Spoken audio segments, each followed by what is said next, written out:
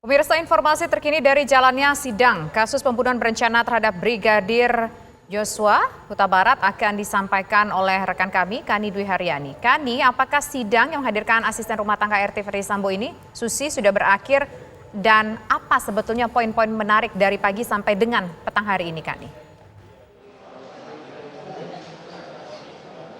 Iya, Tisa, berkaitan dengan proses persidangan terhadap salah satu saksi yang dihadirkan total pada hari ini, yakni 11 saksi. Yang menarik dari persidangan lanjutan atas terdakwa Brigadir Nofriansyah Yosua Huta Barat, maksud kami dari Barada Richard Eliezer, yang telah berlangsung sejak pagi tadi atas nama saksi Susi selaku asisten rumah tangga dari Ferdisambo dan juga Putri Chandrawati ini telah berlangsung sejak pukul 10 pagi tadi hingga pukul 14.00 waktu Indonesia Barat, kurang lebih selama 3 jam. Proses persidangan terhadap saksi atas nama Susi ini telah berakhir, yang mana memang seperti yang telah ditayangkan dalam paket berita barusan, bahwa betul sekali bahwa proses persidangan terhadap saksi Susi ini betul-betul memantik emosi dan juga memantik drama di dalam persidangan antara majelis hakim, kemudian juga dari jaksa penuntut umum, bahkan dari kuasa hukum dari Barada Richard Eliezer ataupun Barada E terkait dengan pernyataan yang dinyatakan oleh Susi dalam persidangan. Karena memang berdasarkan BAP ini betul-betul sama sekali tidak sesuai dengan apa yang telah disampaikan oleh Susi dalam persidangan lanjutan hari ini. Yang mana memang tadi terdapat beberapa poin, diantaranya adalah poin pertama berkaitan dengan pernyataan Susi yang kekeh dan juga mengklaim bahwa ia tidak melihat Yosua menggendong Ibu Putri Chandrawati pada saat di rumah Magelang kejadian di 8 Juli 2022. Padahal tadi berdasarkan pernyataan dari Barada Richard Eliezer yang juga telah diberikan kesempatan untuk menanggapi pernyataan dari Susi, ia mengklaim bahwa melihat sendiri bahwa Brigadir Yosua ini menggendong Putri Chandrawati ketika mengeluhkan sakit seperti itu yang didapati di kamar lantai 2 rumah Magelang, Jawa Tengah.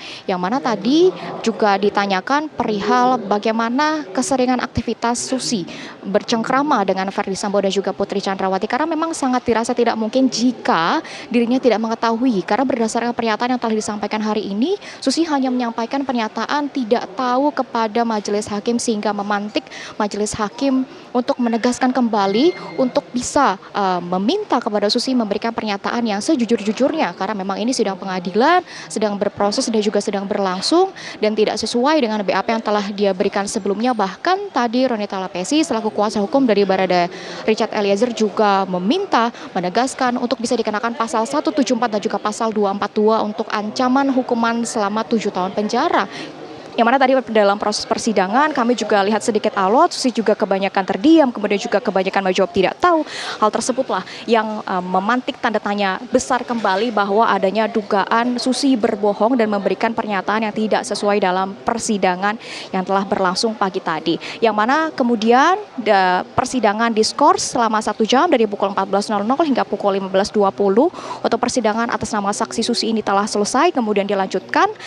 dari pukul 15.20 hingga petang hari ini terhadap 4 saksi yang secara bersamaan dalam klaster kedua dihadirkan, yakni 2 ajudan dari Ferdisambo dan juga Putri Chandrawati, kemudian 1 supir dan juga 1 pengawal motor yang mengawal kendaraan pada saat perjalanan dari Magelang menuju Jakarta pada saat 8 Juli 2022 kemarin. Yang mana proses persidangan di klaster kedua ini berbeda,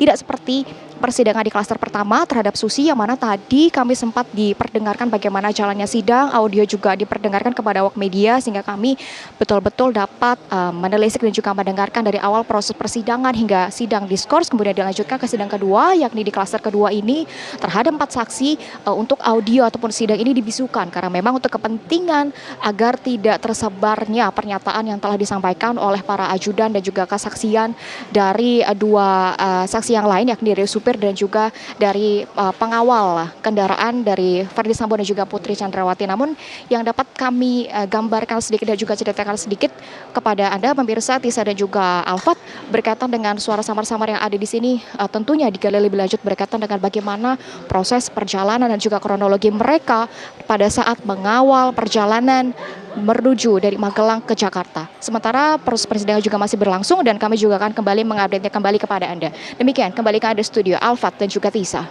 Baik, Kani Dwi Haryani mengabarkan langsung dari Pengadilan Negeri Jakarta Selatan. Kita masih tunggu bagaimana kemudian jalannya sidang selanjutnya.